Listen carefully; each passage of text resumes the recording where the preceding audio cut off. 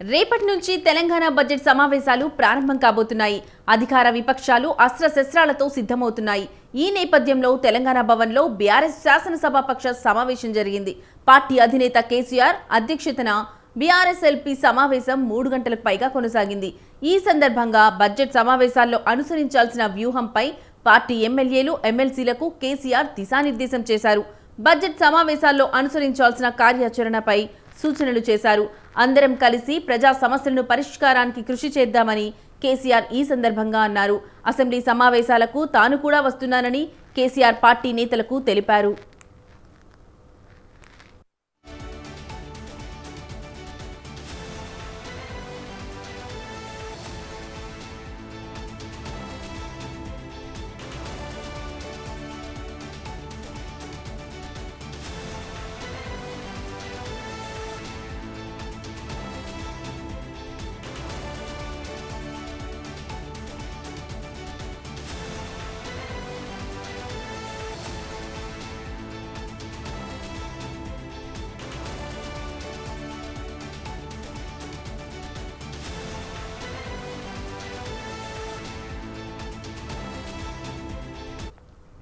హామీల అమలులో వైఫల్యంపై ప్రభుత్వాన్ని నిలదీయాలని పార్టీ ప్రతినిధులకు గులాబీబాస్ సూచించారు. బీఆర్ఎస్ హయాంలో చేసిన అప్పులు, సృష్టించిన ఆస్తుల గురించి సుదీర్ఘంగా వివరించారాయన.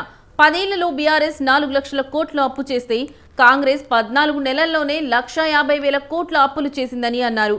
అప్పుల విషయంలో కాంగ్రెస్ దుష్ప్రచారాన్ని బలంగా తిప్పికొట్టాలని స్పష్టం చేశారు.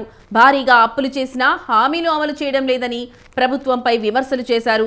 రైతు బంధు, సాగునీరు ఇవ్వకుండా రైతులను తీవ్రంగా ఇబ్బంది పెడుతున్నారని ఈ సందర్భంగా కేసీఆర్ ఆరోపణలు చేశారు.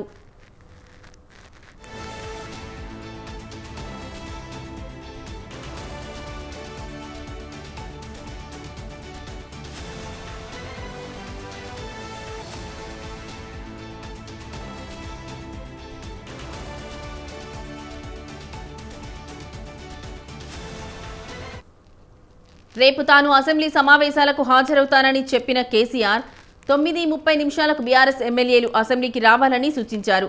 ప్రతిరోజు అసెంబ్లీకి తప్పకుండా హాజరు కావాలని చెప్పారు.